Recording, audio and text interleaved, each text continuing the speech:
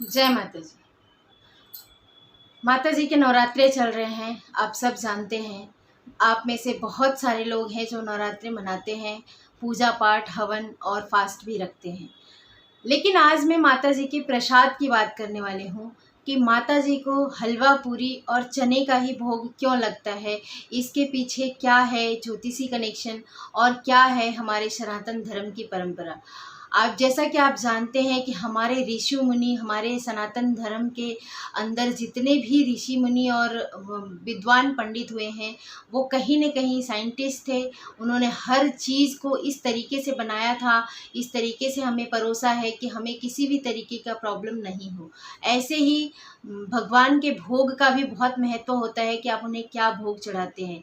तो जैसा कि आप सब जानते हैं कि जिन्हें ज्योतिष का ज्ञान है वो जानते हैं कि जो मीठा होता है वो मंगल का कारक होता है, और फ्राइड पका हुआ जो तला हुआ भोजन होता है, जो जो फ्राई किया रहता है, वो भी मंगल के ही क्षेत्र में आता है।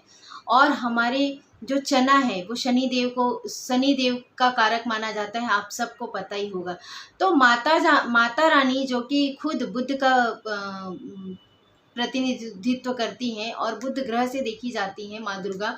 लेकिन माँ दुर्गा भी के अंदर की जो चुस्ती, चालाकी, तेज़ी, युद्ध में निपुणता, ये सारे जो गुण हैं वो राहु के हैं।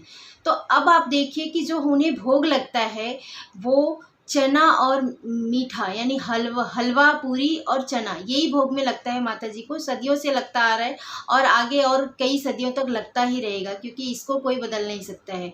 तो आप ये देखिए कि वहाँ पे मंगल और शनि सिर्फ दो ही भोजन हैं।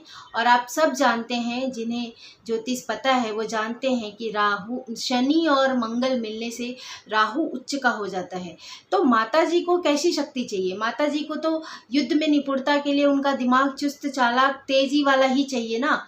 इसीलिए बुद्ध रूपी माता जी जो ग्रह हैं, माँ दुर्गा, उनको शनि और मंगल की चीज़ें चढ़ाई जाती हैं ताकि उनका राहु प्रबल रहे और वो अपने सारे काम बहुत ही ईज़िली और आसानी से कर सके।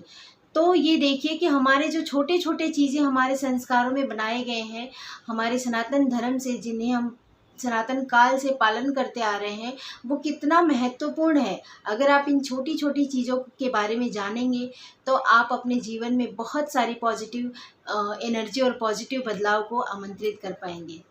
तो आज के लिए बस इतना ही। माता रानी आप सबको सुखी रखें, स्वस्थ रखें, मस्त रखें। जय माता जी।